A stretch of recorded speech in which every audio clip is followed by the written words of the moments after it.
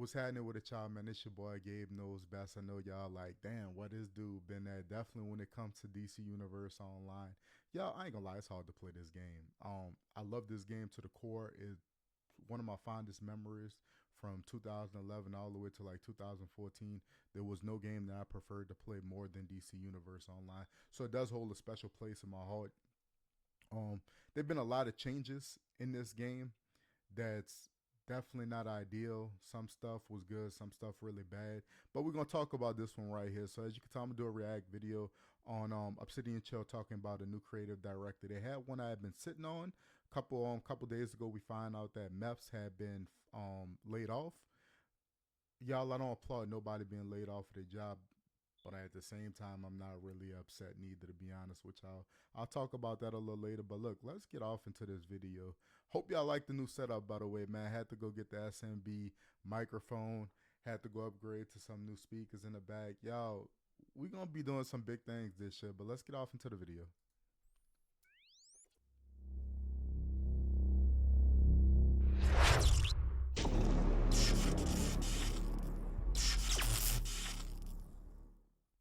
Hey there guys, it's Obsidian Chill. Got another video for today. And we know about the previous video in terms of all the layoffs of DC impacting MEPS were the biggest one. We also have several other members of Daybreak and Dimension Link Studios being impacted. But it's not all bad news. So DC today, well not DC itself, but today it was announced that DC Universe Online has a brand new creative director, Al Rivera. If you aren't aware of who Al Rivera is, he's been heavily involved with Star Trek Universe Online for the past 20 years or so. If we go back down to his other projects here, he's been a part of early games like The Sims, City of Heroes, City of Villains, Marvel's, Champions Online, and then obviously Star Trek Universe, or sorry, not Star Trek Universe, Star Trek Online for the past 20 years as various. I know positions. nothing about Star Trek Online. Y'all, like I done seen some videos systems on lead, lead design, and creative directors are working his way through all aspects of development for an MMO. With the creative director position within DC, I feel is the most impactful role. So previously, at the very beginning of the release of DC, I don't know if we had a singular creative director. I know like Chris Cow was involved, Mark Anderson, Jens Anderson was there too. It wasn't until I think 2012 or 2013 is when Jens completely took over as senior creative director. And that was up until Jens Anderson Spittle, until he left in 2017. And then 2017 to 2020, we had S.J. Mueller or Nora Prey. And then when she left in 2020, the past 3 years, we've had no creative director at all. So at least I feel that the creative director role is the most impactful and most changes to the game can be tied back to their type of vision. So man, the first thing I really want to touch upon is one of the reasons I really stopped playing this game as much as I used to is because the game didn't have a creative director. It is hard to really support a game, especially when it costs as much as DC does, when the game don't have no direction at all. Like I can't see spending the money that I normally spend on this game, which was hundreds a year, to play a game that don't have a creative director. So I mean, if we look at Spittle, I mean, sure, there's lots of aspects that he brought to the game and changed with the game that weren't well liked or well received. But the main difference was that he was making those changes. It wasn't just keeping things, in the status quo.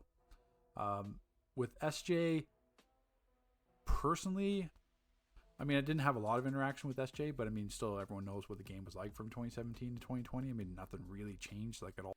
So I agree with him definitely right there. SJ did not change the bar really much. She definitely was more story driven.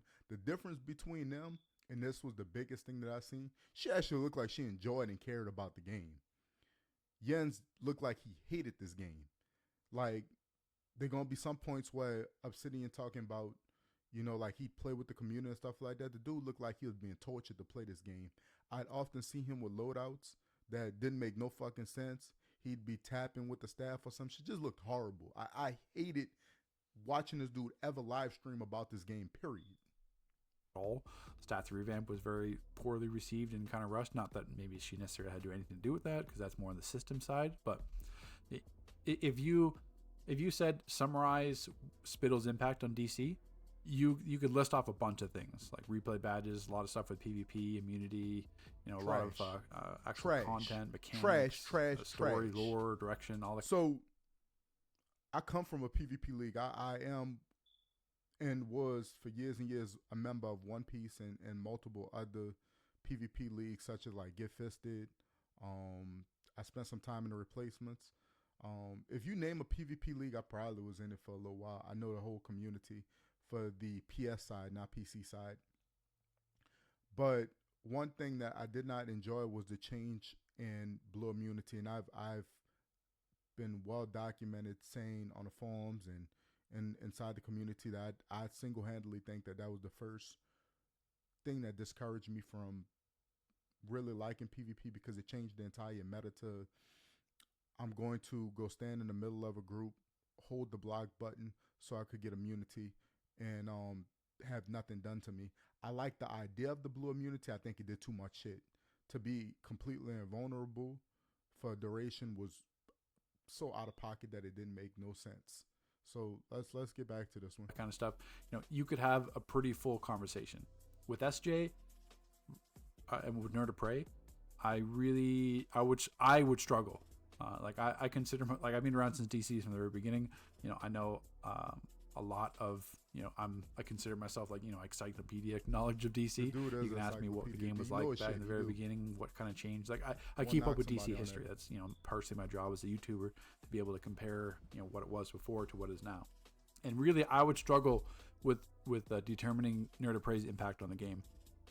The only thing I could say would be like a lore side. Like, she was much more involved on the story side, like all the one woman kind of themes, the lore, storylines. And I mean, that's certainly a part of a creative director, but really in terms of an overall impact to the game, that's not. I mean, you release an episode story, after, 3 or 4 months, everyone's forgotten about it and only goes back to play sometimes. Like, no one's continually running old content just for the story. Because, I mean, all the cutscenes, the storylines are all the exact same. I mean, it just kind of gets tedious after a while. All right, I'm going to be completely honest. This game had a lot of story issues with it from the time that we was in Brainiac Battle Chip. Shit, might have been before that. I remember doing Prime, and that was my first real example of it. That they had a bug on a PSI where you couldn't hear the dialogue. So I lost track of the story so long ago. Like, I don't think I know shit about DC story from 2011 or 12 until current time right now. I don't know what the hell going on. I really didn't care either. Like, the storyline is cool if it's done right. Like, I'm a big Final Fantasy fan. I've played Final Fantasy 11 and 14. I can still have fond memories right now knowing what's going on in that story. This story here that they put out is garbage. Like, they could remove it, and I don't think I would care because I don't know what's going on in it. I'm sure some players like that. I'm sure some people may have loved SJ as a creative director, but really, for someone that wanted to see an actual impactful change to DC during those years, I didn't see it. But with Al Rivera, when you go into some of his posts, like, so this is on the Star Trek Universe Online. Why do I keep saying Universe Online? Start the STO Reddit. Captain Gecko was his name. He might keep that as well with DC. That'd be interesting to see. But if we kind of go to it here, let me say one thing. They say, if you're reading this, you're probably more an average fan. Assume you'd like the game. As lead designer, most. So the dude does mention in his bio that he worked on Champions, Marvel, and City of Heroes and City of Villains. I'm not gonna lie to y'all. I do have fond memories of City of Heroes. That was actually probably the first superhero MMO that I could possibly think of. It had so much customization in it, and I know they actually just brought that game back. They actually gave the source code, some stuff to some people, and some people have been working on it. So that is absolutely cool that he come from a superhero background, and I'm interested to see what he could do with it. Decisions come through me one way or another. This is from 9 years ago, but it still gives insight of what he was like as a person, how he treats the game, what could treat DC. I lost track here. Yeah, so design decisions come through my way or another. Not all decisions are mine. Like many business, STO exists to deliver the best product we can and get as many people to play as possible, and in turn earn money for the company. As well with any game, I realize parts of STO that some people don't like, and also that most people who play STO love the game, which has huge parallels to DC. I mean, that no one would say that's wrong with DC as well. And if we get down to the bottom here, I guess the main point I'm trying to make here is that not everyone loves every aspect of STO, and sometimes I'm the scapegoat for that, and that's okay. But remember this: if there's design aspects of STO you don't like, I'm probably in some way responsible for that, and I'm sorry that you don't like those things. But on the other side, there's something that you love about the game, the story, in this case, the parallels to DC, but the ships, systems, characters, missions, items, enemies, Star Trekiness. Sure. I probably had a lot to do with that too, and so did a lot of other talented people. So the advantage, well, I wouldn't say advantage. So one of my biggest issues with Yans and also Meths was them motherfuckers couldn't take no criticism. Period. If you said something that didn't line up with their opinion or their idea of something, you either was banned unjustly, or you was easily dismissed or discredited for your efforts or something. You cannot be a developer, especially in an MMO, and not be able to handle criticism. I remember people was complaining on Final Fantasy 14 because some content was too hard. They basically told you get better. You need that type of attitude. My content isn't bad. You need to get better. That ain't been the approach on DC. If something is hard, it's made easier so everybody could do it. It's basically like it's why nobody want to watch the WNBA. I'm sorry, women, but the goalpost is so low that it's hard to enjoy because everybody could do everything. Simply put, everybody could do everything. I don't have an issue with there being harder version of content. That's in most games, but when the base content is so low that you don't even have to do mechanics and beat it, then what's the point of it? What satisfaction do you get of beating something where if you're supposed to hide in a dome, like in the Static Shock DLC, you go hide in a dome to avoid a one-shot. If you can't do something as basic as going hide in a dome, then something is wrong. Because in the base version, you survive it still. Something is fundamentally wrong with that, and it's a huge issue with DC and why content has no staying power. But I mean, the parallels you can take from this is, I mean, obviously Star Trek is a huge IP, similar to DC. So at least he has, a plethora of experience, like, almost 20 years, more than 20 years experience in terms of that MMO, especially on an older game. Like STO came out before DC, I think it was like 2009. So then you have those engine components working on, but at least it gives an insight. Be our tank in our Nexus raids with Fami, be in our TeamSpeak hanging out. So, as much as I would be the first thing to say the things that Spittle did wrong, but I'm also at the same first time to praise him for the stuff he did successfully. So that's why I'd much rather have a Spittle type than another Prey type for a creative director. And that ties into it here as well, which I don't know. I'm mixed someone on it. I get posted as well. I really do. This is another kind of parallel to DC, so we'll have to kind of figure that out, because I mean, this community seems like the STO community, from what I'm reading, is pretty similar to DC. So no matter what game you people play, figured out very quickly the best way to earn XP is to farm ramen patrols, at which time had no cooldown. So you could went in a group with high difficulty, you could run through that insanely fast and earn a ton of XP. I went ballistic over players doing this, accused them of cheating, threatened to ban players. Some were given temporary bans and shut down all the patrols, eventually to bring back with 30-minute cooldowns. So that's something that will parallel really well to the DC community, because I mean, everyone knows here, any kind of glitch or advantage or cheese that you can have in DC to give yourself an advantage, the community will jump on instantly and blow up. Thanks. I mean, the last money glitch blew up over a weekend. All it took was one weekend, and you had trillions of dollars into the economy. So but I mean, at the same time, Spittle was the same way. I mean, if you guys remember when the One Piece on PS3 beat Paradox Wave, they did it by exploiting grounding and flying up in the air and killing the bosses and sitting on top of the pillars. The first thing Jens did was like, no, that's not legit. You didn't beat Paradox Wave first. That's a glitch. And then when people post on the forums about it or try to call him out on it, because obviously, that's what some PS3 players were like back then, especially some of the One Piece guys. I interacted with some of them over time. He, did the same thing. He'd ban them, accuse them of cheating, all that kind of stuff. So for starters, now that's fundamentally wrong. What he's saying lines up with exactly how things played out. Again, I'm One Piece tried and true. If you actually look back at the video of the first Epic Odyssey feed popping, which was us, you'll see me in the video. The problem I have with that is it's fundamentally wrong. we didn't go into that. The league did not go into that when they went up in that, because I wasn't in that group that beat it on that first run. It wasn't the intent to like, oh, this is how this works, and we fundamentally looking for a way to break it. That's not how it went.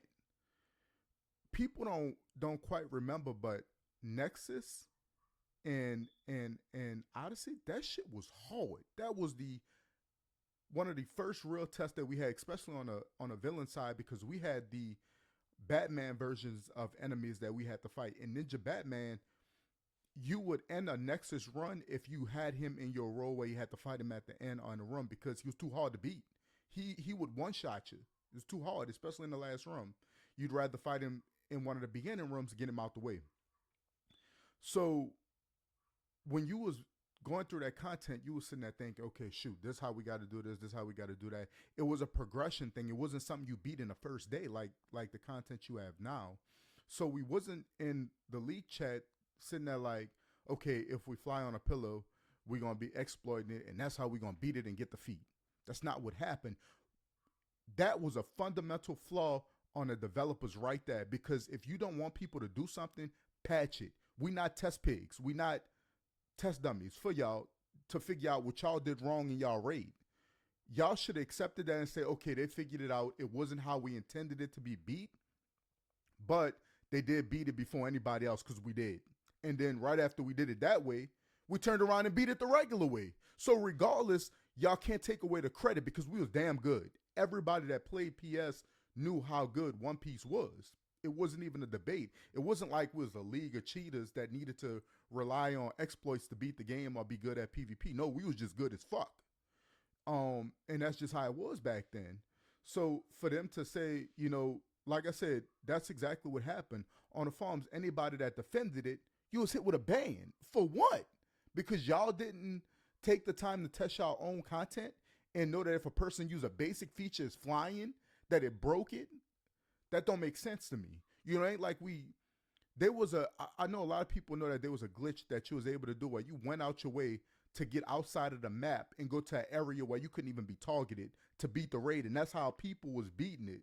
We didn't do any of that. None of that was done. We just beat the raid the regular way, and then you getting called out by a developer talking about you exploiting. That was the most disgusting display of a developer I've probably ever seen in a video game, to just not say this was our fault. This wasn't how we intended for it to be beaten. But y'all got it. Kudos to it. We'll fix it and we'll patch it. Try again this way. I think there's a lot of parallels that we can find from his time at STO to what DC is going to be like. And that's what I'm looking forward to. For me, I don't want a stagnant, status quo DC Universe Online. And that's what Agreed. A creative director will have the most impact on. Because think of it, DC, we have, it's easy to put us on autopilot. We have seasonals, we have seasonal events, even Save the Universe survival mode. When it comes back to really minor changes, it's really simple to have new content continually come out, all we get is new rewards, the exact same cosmetic with all, items, the anniversary events and everything else. So that's what we don't want. DC's been stagnant for too long. We need changes, not just content-wise and lore and story-wise, but also from a mechanical or system standpoint as well, which is hoping what he'll do, because he already has that experience from STO and he used to do that. So he's not just like a story guy, which you pretty much draw parallels to what SJ like. SJ was just like kind of story, had no idea what was going on the system side. You saw her streams, you saw like how she carried herself in game as a player, or her loadout, all that kind of stuff. You can draw the parallels that she is not in the game for the mechanic side or the same exact way. Raid mechanics or anything like that. Systems it was much more story driven, where Jens was both. Like he did story, but also heavily focused on the mechanics and system side with PvP and PvE. So I'm sure STO has been around for a long time. Like I said, I'm sure some people are going to have their own personal opinions on our Rivera, or may have experiences with them. You can certainly provide that in the comment section, because I'd like to hear them as well. But I think overall, this is going to be a great opportunity for DC, for this type of person to come to DC and take over a position as impactful as a creative director. But ultimately, it's still going to be wait and see. It's not like he can make massive changes from the very start. but I think at least this is a promising hire in terms of what to expect from Alvaro going forward. So, take it, guys. So look, that was a very fun video. I am excited for the future of DC. I don't know much about this dude. Star Trek Online. I think that game is still active right now. I think it is. I'm not sure. 20 years is a long time. So the guy does have experience. I'm excited to see what he does with the game. I'm all for it, man. Leave y'all comments below. As always, y'all, thank you. I appreciate y'all for rocking with me, man. Y'all be safe until the next video. Be cool.